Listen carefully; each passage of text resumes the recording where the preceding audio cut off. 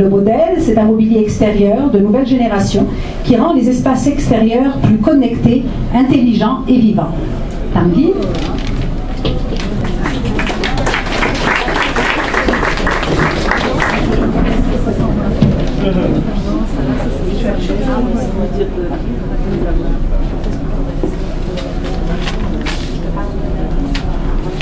Bonsoir.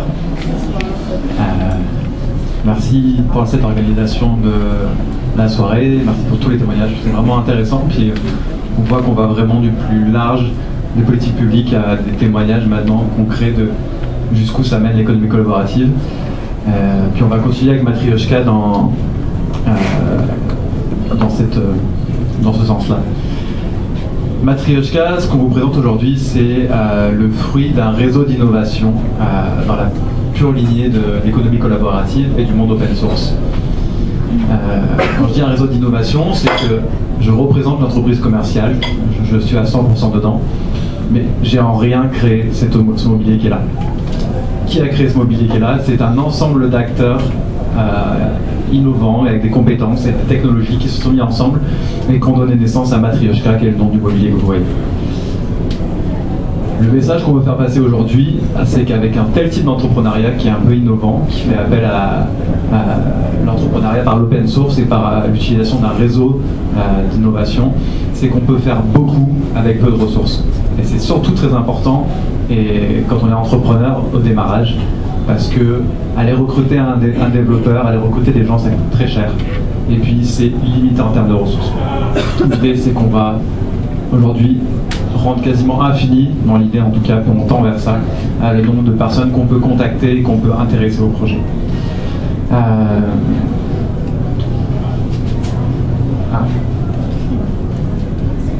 Ok. Quel est le concept de Matryoshka, comme Sandès le disait? Matryoshka, même d'ailleurs juste pour vous dire, je vais présenter ce qu'est Matryoshka, le concept et puis ce que c'est, puis la deuxième moitié de ma présentation, ça va être plus sur le modèle d'entrepreneuriat collaboratif qu'on a créé. J'appellerai puis Evelyne et Tibi qui sont avec moi sur ce projet, puis ça sera comme un échange entre vous et nous là si vous voulez. Matryoshka, c'est un mobilier urbain qui est fait pour l'espace public, dont la mission principale est de recréer des espaces de vie en utilisant la technologie et le design et l'art avec selon les projets. Le but est d'agrémenter l'expérience des utilisateurs dans un milieu où il y avait des services qui n'existaient pas. On parle de l'énergie, on parle du Wi-Fi, mais on parle aussi, on va beaucoup plus loin, d'interactivité, de divertissement multimédia, des choses comme ça. Le principe, c'est que c'est un mobilier qui est modulaire et qu'on va adapter sur mesure au contexte et à la demande. On va dire, ça paraît un peu flou, mais c'est normal, c'est-à-dire qu'on va avoir plusieurs applications au marché et puis je vais vous illustrer ça en images. Voilà Matryoshka dans son élément primaire et sa fonction de base. C'est une station de travail nomade qui a été éco-conçue et qui est autonome en énergie. On l'a voulu déjà autonome en énergie parce qu'on croit tous qu'il y a un monde demain qui sera post-consommation de carbone. Donc on communique des valeurs avec ça. Puis on voit que Matryoshka est adapté à un environnement, donc on va le déplacer dans un lieu public et les gens viennent se retrouver. C'est un lieu informel de rencontre pour créer des interactions, des échanges. On va passer un petit peu de temps là-bas, travailler en tant que travailleur autonome, charger son téléphone, puis partir, éventuellement prendre de l'information. C'est hautement visible, donc c'est un peu comme quelque chose qui va attirer les gens de nature. Puis comme je disais, on peut penser aux touristes d'affaires qui vient chercher de l'information ici, travailleurs autonomes ou d'autres personnes. Voilà un cas d'usage, puis à chaque fois je vais vous dire ça par exemple, c'est associé à des cas concrets sur lesquels on travaille. Ça fait 6 mois qu'on travaille sur Matryoshka, 1 mois qu'on est sorti de l'ombre, et on travaille déjà sur 4-5 projets sérieux avec la ville de Montréal ou des organismes. On travaille là-dessus avec le 375 de Montréal qui voudrait faire de la Matryoshka un emblème autour duquel vont se regrouper des porteurs de projets d'innovation sociale, puis les citoyens vont pouvoir venir échanger. Chaque porteur de projet aura comme une face attribuée, donc un espace de collaboration et de rencontre avec les citoyens. Un deuxième cas, une deuxième illustration de comment on applique Matryoshka, c'est Matryoshka comme station interactive pour l'animation et le divertissement. on voit là que le mobilier a changé, puis c'est une des particularités, je disais qu'il était modulaire tout à l'heure. Les panneaux qu'on voit ici, en fait c'est ça qui rend et permet l'innovation facile et l'adaptation à des nouveaux marchés, à des nouveaux besoins, c'est qu'on va pouvoir les interchanger.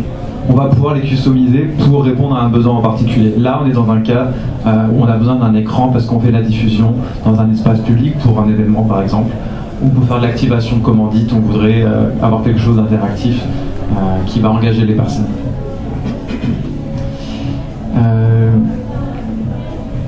Troisième cas, là on travaille là-dessus avec des discussions à engager avec le CHUM et le CHU Sainte-Justine.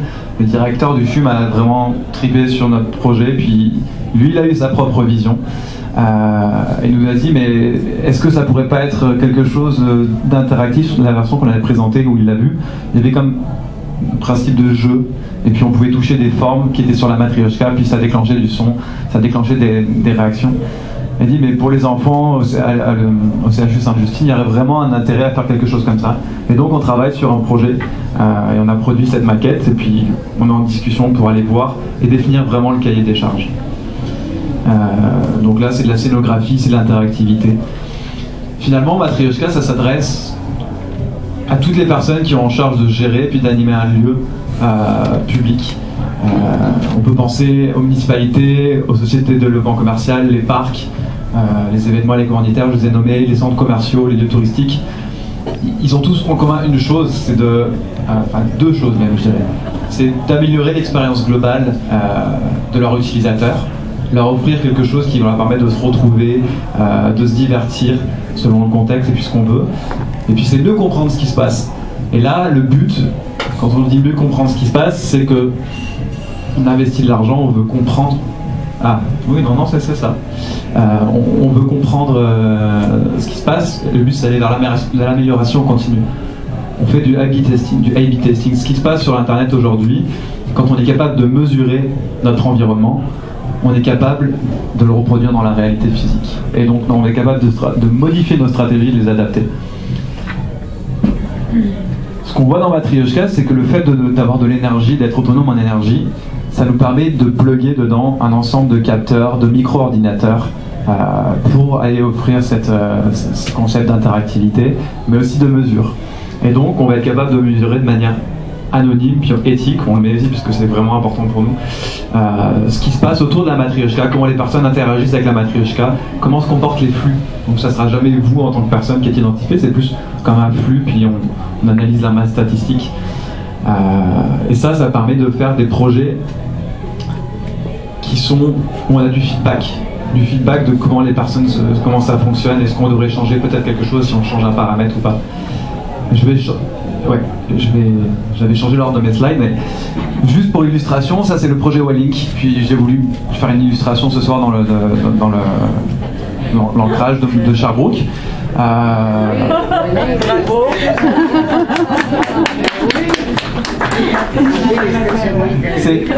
En fait, Matrioshka, avec la technologie qu'on intègre, et puis le réseau d'innovation, puis c'est aussi un pont vers la suite où on va ouvrir sur quelle est la particularité d'être un réseau d'innovation quand on entreprend, c'est qu'on peut sortir de juste la Matrioshka en tant qu'objet et puis voir plus loin.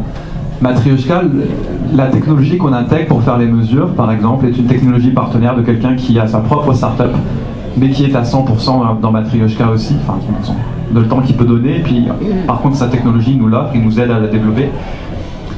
Et ce qu'on a développé avec lui pour notamment une SDC, pourquoi pas pour Wallink ou des centres commerciaux, c'est comprendre et revisiter le parcours client. Et donc on a comme Matrioshka qui devient un kiosque, d'information, une signalétique, et puis on est capable de mesurer notre impact et notre habilité à orienter les personnes, à leur fournir de l'information, des choses comme ça. Encore une fois, c'est une illustration de l'utilité de Matrioshka, de ce à quoi ça peut s'adapter. Et on voit qu'on est à chaque fois à un panneau à changer, à revisiter, à repenser pour aller vers un nouveau concept. Ça m'amène à la dernière partie de la présentation, puis sur laquelle ça va être un échange. Tibi, Evelyne, si vous voulez me rejoindre. On a cette particularité d'être un réseau d'innovation. Ça veut dire quoi ? Ça veut dire concrètement des personnes comme Evelyne qui représente Axonar, puis je vais lui passer le micro juste après pour qu'elle le présente. Tiberius qui représente Sensorica et qui est comme notre gourou de l'interaction dans le monde de l'open source, des réseaux, de la dynamique des réseaux. Et ça nous apporte une richesse. La philosophie du projet, c'est de pousser l'innovation aux extrémités du réseau. Et puis un réseau, ça grandit en permanence, il y a des nouveaux membres. Et ça nous permet d'être dans un renouveau permanent, tant au niveau des innovations technologiques, donc intégrer des nouvelles possibilités technologiques, que des innovations d'application. Et c'est pour ça que je vous ai présenté ce soir comme 4 ou 5 cas de figure différents. C'est parce que c'est chaque personne qui a vu pour l'instant Matryoshka s'est dit pourquoi pas aller dans cette direction. Ça pose un problème. Moi, en tant qu'entrepreneur, c'est qu'on a comme 4 ou 5 segments de marché pour l'instant, puis il faut commencer quelque part. Mais c'est un beau problème. Fait que, voilà. Je vais passer le micro à Evelyne qui va présenter Axonar, puis les possibilités qu'il y aurait avec la Matryoshka, puis Tibi, lui vraiment pour le côté open source, qui va nous éclairer un petit peu des possibilités, des externalités positives qu'il y a à entreprendre de cette manière-là, qui est vraiment une nouvelle façon d'entreprendre aujourd'hui, qu'on amène sur le devant de la scène. Bonsoir, donc rapidement, Axonar collectif est basé à Montréal et recrute activement des membres un peu partout dans le monde. On est un collectif de technologistes créatifs audiovisuels. On a une pratique très axée sur le prototypage rapide. On travaille sur des installations interactives et dans le fond, on s'est rencontrés grâce à Jeffrey, qui est un des partenaires technologiques de Matryoshka. Et on s'est questionné sur le fait que peut-être le mobilier intelligent devrait devenir aussi un instrument de musique ou de diffusion pour l'événementiel, du contenu, mapping, etc. Donc, on est venu s'ajouter, se greffer à ce superbe projet qui était déjà un peu quelque chose qu'on avait en tête, mais sans avoir nécessairement une forme déjà établie. Puis, on l'a un peu emballé et avec le réseau Sensorica, travailler sur l'intégration de la technologie pour leur donner des fonctions particulières à Matryoshka. Et donc, Matryoshka a la possibilité de devenir un dispositif de diffusion vidéo, sonore, très interactif. Peut aussi utiliser tout ce qui est Bluetooth pour diffuser de l'information et je pense que ça résume. Merci beaucoup. Juste avant de passer le micro à Tiberius, je pense que je me dois de représenter peut-être le dernier que je n'ai pas mentionné, qui s'appelle 14, qui est quand même en fait le fondateur du design et puis de l'idée derrière de créer des lieux de vie, de réinventer des lieux informels où les gens vont se rencontrer et va y avoir des interactions. C'est 14, c'est des designers français qui sont des architectes et designers en fait, qui œuvrent dans le domaine de l'économie sociale. Ils recréent beaucoup de projets pour essayer de ramener et rétablir des équilibres dans des endroits défavorisés. Et puis c'est eux qui ont contribué à créer le design et qui sont toujours partie prenante finalement du projet aujourd'hui. Ils contribuent à nous aider à revoir le design, à l'améliorer en permanence, alors que c'est 2 projets indépendants, pourtant 2 entités on va dire indépendantes, Montréal et Paris. Tibi, je te laisse la part sur les réseaux, la dynamique et tout ça. Okay, on m'a montré 2 doigts, donc victoire. Okay. Bon, mais ce qui est aussi intéressant, c'est comment est-ce qu'on a amené ce prototype-là que vous voyez sur le marché à Montréal. Donc l'histoire courte, 14, la design en France, l'a fait connaître à Montréal à travers WeShare, à Eco2Fest. Sensorica les aide pour le prototyper, c'est un peu l'histoire que Agathe avait aussi racontée. Ensuite, Tanguy arrive, il aime l'objet, il a envie de le vendre. Et donc on crée un réseau d'innovateurs autour de cet objet-là. Ça veut dire on est en dehors de l'exemple d'une compagnie qui travaille à l'interne à développer quelque chose. Comme tu l'as dit, il y a des assets, des actifs. On les a nommés, des actifs matériels, mais il y a aussi des actifs qui sont immatériels. C'est votre temps, votre talent. Et des fois, vous êtes à la maison en train de vous tourner les pouces et vous avez envie de faire quelque chose d'excitant. Alors, la façon que ça s'est créé, c'est en utilisant le temps des gens, en utilisant leur envie, en utilisant leur passion, leur talent. Des ingénieurs, des artistes qui sont venus designer ensemble, en utilisant l'espace des laboratoires de Sensorica, qui est un Fab Lab, l'espace de manufacture d'une compagnie à Montréal, leurs outils, leur CNC qu'ils utilisent 10% du temps, leurs ingénieurs, le temps des artistes comme Evelyne.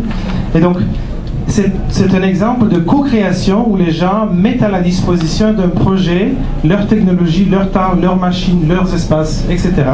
On fait de la co-création ensemble. Et ce qui est percutant ici, c'est qu'on a tout logué,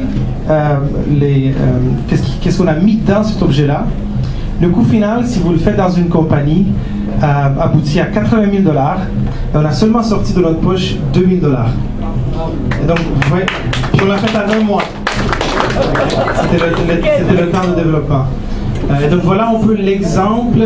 On peut sauver de l'argent avec l'économie de partage, on peut sauver du temps, on peut innover plus vite. Et donc quelqu'un qui se trouve dans un basement, ou dans un sous-sol, avec une idée dans la tête, mais pas des moyens pour la porter sur le marché, ben c'est le genre d'entreprise collaborative qui peut amorcer tout ce travail-là et qui peut finalement réaliser cette idée. Merci beaucoup.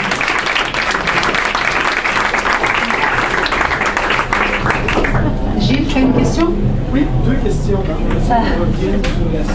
Je vais te donner le... Monsieur a su m'interpeller par rapport à Willing. Donc 2 questions. J'ai bien compris que le matriarcat permettait d'avoir une relation interactive avec ses utilisateurs. Donc, dans un quartier un quartier de l'entrepreneuriat, de l'innovation, on aurait ce genre d'infrastructure, on pourrait l'utiliser comme un lieu de diffusion, un lieu d'échange d'idées, de création et compagnie. C'est ça que j'ai compris? Oui, exact. Ce transfert-là, comment peut se faire ce transfert-là d'expertise? Vous avez parlé, on parle d'économie collaborative avec une entreprise de chez nous, comme La Fabrique. Attends. Tu peux commencer, c'est pas que j'arrive. Ok. Je suis pas sûr d'avoir la voix qui porte. Merci beaucoup. Très bonne question, puis je vais essayer de répondre avec ma compréhension. Peut-être que ça mériterait des précisions, puis un échange par la suite. Dans le sens où La Fabrique est un makerspace, un espace de création, de partage. On partage les mêmes valeurs. Fait que ce qui en fait, la seule chose, c'est comme nous, on peut aller fabriquer des pièces chez eux, eux peuvent se nourrir de notre réseau. Typiquement, les gens qui se sont croisés dans notre réseau aujourd'hui ont bénéficié énormément de se connaître les uns les autres, ça a donné des opportunités. Puis c'est un peu ça qui se passe avec la Matrioshka. La Fabrique, il pourrait y avoir des idées comme de délocaliser la production en hyper local. Puis Montréal, c'est ce qui s'est passé. On a trouvé comme un partenaire, puis ça a été délocalisé en hyper local. Et on veut garder ça parce qu'on a cette mentalité post-carbone, fait qu'on n'aimerait pas aller tout fournir et acheter en Chine, ça ferait pas de sens pour nous par exemple. Voilà, qu'est-ce que je pouvais dire d'autre? Je pense que c'est bon. Merci. D'autres questions? Les photos nous montrent des installations extérieures. Comment cela résiste à nos beaux hivers québécois? Oui, il y a beaucoup de contraintes quand on monte un projet, puis des fois on se rend compte qu'il y a beaucoup de contraintes en étant dedans, au fur et à mesure. Pour l'instant, ce qu'on a développé, c'est un mobilier pour la période estivale. C'est sûr qu'on a un intérêt. À aller vers l'hiver. Là, par exemple, on pensait à la station Mont-Tremblant avec des partenaires comme TELUS qui pourraient être intéressés d'animer leur zone. Mais pour l'été, en tout cas, c'est juste du traitement. On travaille avec le bois, on veut garder vraiment cette matière de bois recyclé. Puis, vous prenez votre bois, vous le traitez avec de l'époxy, vous mettez des lacquers par-dessus, puis ça va tenir. Ah oui? Mais si c'était couvert, ce serait correct aussi? Si c'était couvert? Oui. L'énergie... Si on était à l'intérieur, très honnêtement, on aurait besoin de l'énergie de l'énergie du réseau, ou de revisiter notre design pour, par exemple, comme ils l'ont fait dans la Tour des Jardins, intégrer un mobilier avec des vélos ou des choses comme ça. C'est comme... On a les panneaux solaires pour l'extérieur, puis là ça pose aussi d'autres contraintes avec le vent et tout ça, mais on travaille avec un bureau d'études, fait que on sait que c'est réaliste. Il y a des prototypes qui ont été réalisés notamment à Paris. La mairie de Paris aussi aime beaucoup ce projet, puis elle va le mettre dans 3 lieux publics en France. C'est comme ici, c'est une variante. Puis ce qui est cool, c'est qu'on garde tout le monde dans la même barque et puis on co-crée. Puis Paris se nourrit vraiment beaucoup de ce qui se passe ici. Et voilà. Juste pour préciser le nom du partenaire qui nous a permis de construire le prototype et nous a offert 90% du coût de production, c'est Robco Inc. C'est un manufacturier qui existe depuis 100 ans à Montréal et qui nous a gratuitement quasiment mis à disposition ses ressources. Donc je tenais à les mentionner. Merci beaucoup. Merci beaucoup. J'imagine qu'on pourrait rester à poser des questions longtemps. Malheureusement, le temps est fini. Et j'ai oublié de vous distribuer